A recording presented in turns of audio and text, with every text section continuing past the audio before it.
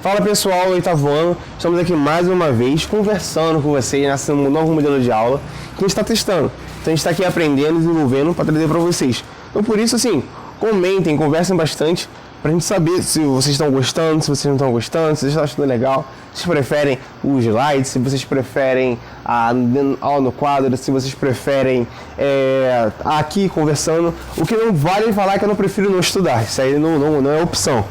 Então a gente vai aqui para o tema 2 da apostila 6, que já está falando sobre as ISTs, são as infecções sexualmente transmissíveis.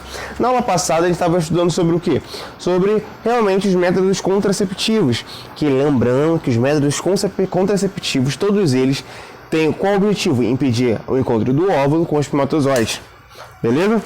Então, antigamente as ISTs eram chamados de DSTs, muitos alguns chamam de DSTs, que eram as doenças sexualmente transmissíveis. Só que agora, cara, o que a gente entende? Que as ISTs são infecções sexualmente transmissíveis, tem muito mais cara de infecção do que doença, porque a pessoa fica infectada e aí vem a doença, não simplesmente ficou doente, beleza? Por isso o termo mais adequado é infecção sexualmente transmissível, IST.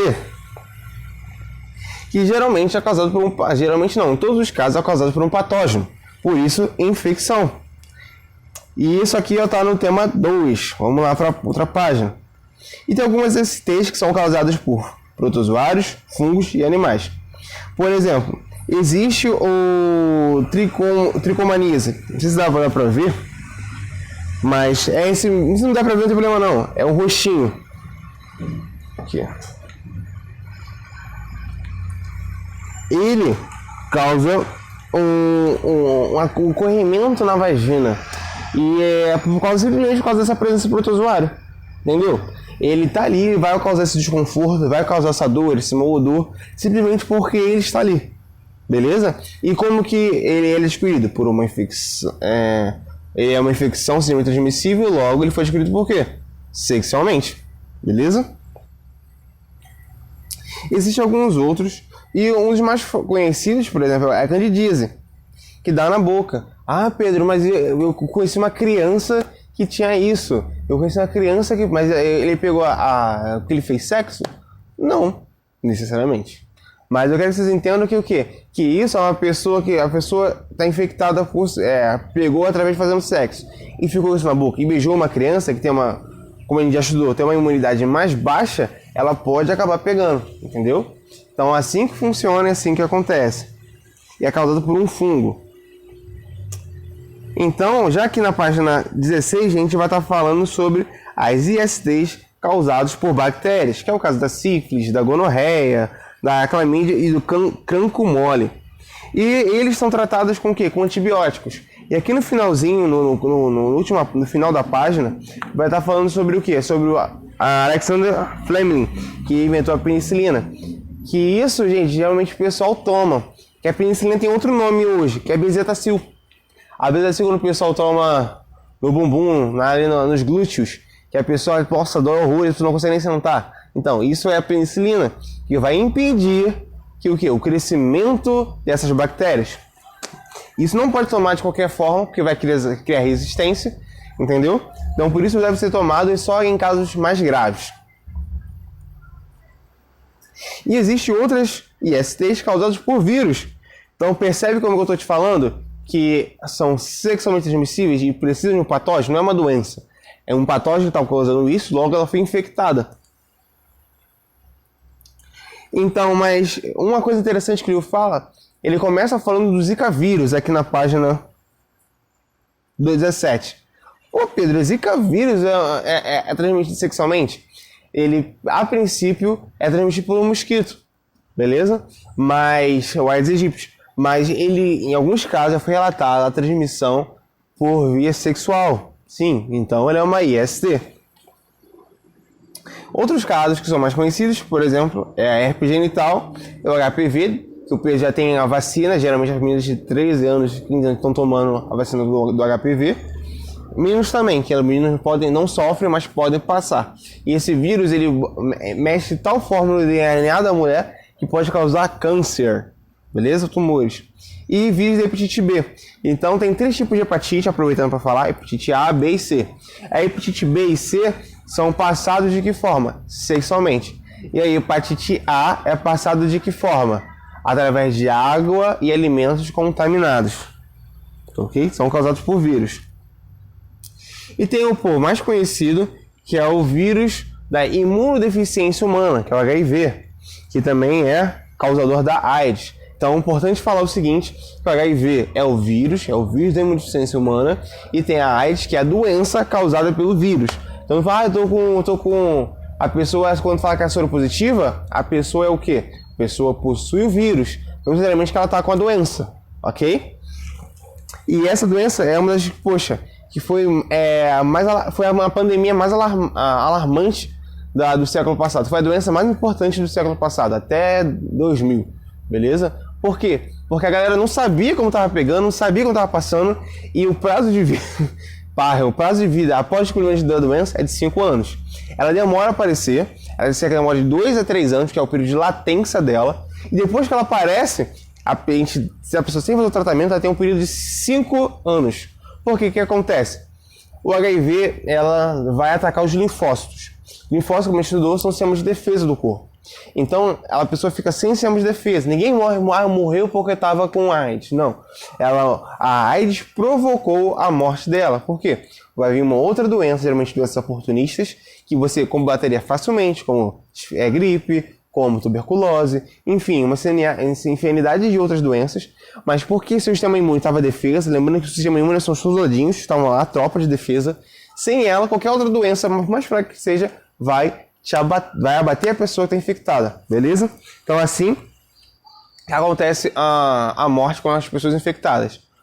Mas cuidado, se não é todo mundo que está infectado é porque a pessoa está com isso. E não é de qualquer forma. São apenas com os fluidos que tem contato com o sangue, lembrando que ela está no sistema de defesa, logo está no sangue. Então, saliva pega? Não.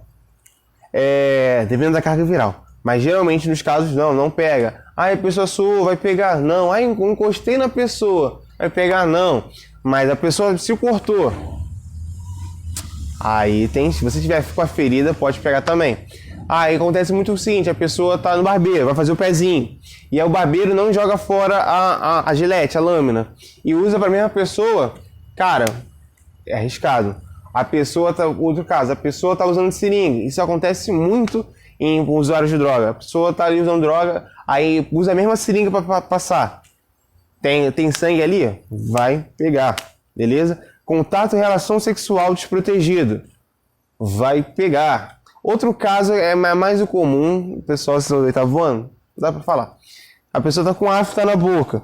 Qualquer outro contato com fluidos com a pessoa com afta na boca, pode pegar. Então saliva com saliva, sêmen com saliva, beleza? Pode pegar. Pedro, qualquer outro tipo de relação pega, desde que tenha contato e possa ter contato com sangue, sim, então pega também. Oi? Tatuagem, verdade. Nosso amigão aqui, Rafa, deu a visão. Eu tenho tatuagem, vou pegar. Não. Se você usar a agulha que está ali na tatuagem, por isso os estudos precisam ser muito bem seguros enquanto a isso. Você precisa perguntar se está trocando a agulha ou não, porque pode pegar. Piercing também, pessoal, botar piercing, porque o que acontece? Se usar a pistola de piercing e não esterilizar, também pode entrar em contato. E isso é recente, cara, porque isso foi em 1985 o auge dela. E, caso você tenha curiosidade, eu explico o rolê disso. Mas é bem recente, porque veio lá do país africano, que foi para Cuba, que tinham trabalhadores dos Estados Unidos em Cuba, que passou para os Estados Unidos, e os Estados Unidos virou uma pandemia. E não tem cura, porque ele é um vírus que muda muito. Então, lembra do Procura-se? Então, o sistema imune ele vai procurar o que ele pode se defender ou não, e aí ele não consegue achar, porque todo dia o vírus está diferente. Então não tem como você fazer uma vacina contra que você não vai mudar, beleza? Ou vai funcionar hoje, mas amanhã já vai mudar. Ou então aqui na página 19 mostra muitos famosos até que são soropositivos brasileiros que vivem a vida bem. Então a pessoa toma um coquetel, que é uma série de remédios, a pessoa consegue ter uma sobrevida maior. Que é cerca de 30 anos, consegue viver 30 anos a mais, consegue viver até, dependendo da saúde, atividade física, 40 anos a mais. Mas a gente está falando, sabe, de pessoas infectadas. Isso também acontece. Ai, Pedro, eu conheci uma criança, um bebê, que, poxa, era soropositiva. O que acontece? É porque geralmente é passado por via placentária. A placenta geralmente é uma barreira. Mas o vírus é tão pequeno, mas tão pequeno, que ela consegue passar pela placenta. E aí acaba infectando o bebê. Então, por isso, a importância de a gente entender os métodos contraceptivos e dando a importância relevante, devida importância à camisinha. Por quê? Ela não só previne a concepção, mas como previne o quê? A pessoa contrair as doenças. Ok? E na página aqui, na página 20 para a galera que gosta de basquete, acompanha o pessoal dos esportes, tem o Magic Johnson, que, pô, era a estrelinha dourada, junto com o Michael Jordan, na liga de basquete, não só na NBA, mas como nas Olimpíadas em si, e ele foi diagnosticado com HIV. E aí, pô, ficou uma treta, né? Porque a galera não queria jogar basquete com ele, não sabia, porque na verdade não era conhecido, entendeu? Então ele teve que se aposentar precocemente por causa disso, porque a galera não entendia muito bem como funcionava. E ele hoje é um dos embaixadores que lutam para cuidar e tomar conta desse pessoal.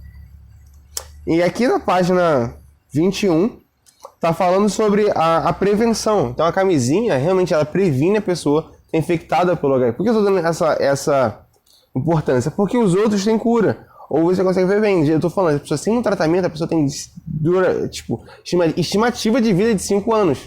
Sacou? Depois do descobrimento da doença. Então, sabe, é por isso que eu tô falando da importância. E não tem cura. Sacou? Então você vai estar o quê? Tendo a camisinha é o profilático e que é antes da exposição, e o pós-exposição são os coquetéis, que a pessoa tá ali tomando todos os dias, beleza? O remédio. Então, a camisinha, tem até um tirinho aqui embaixo, que a camisinha realmente vai proteger.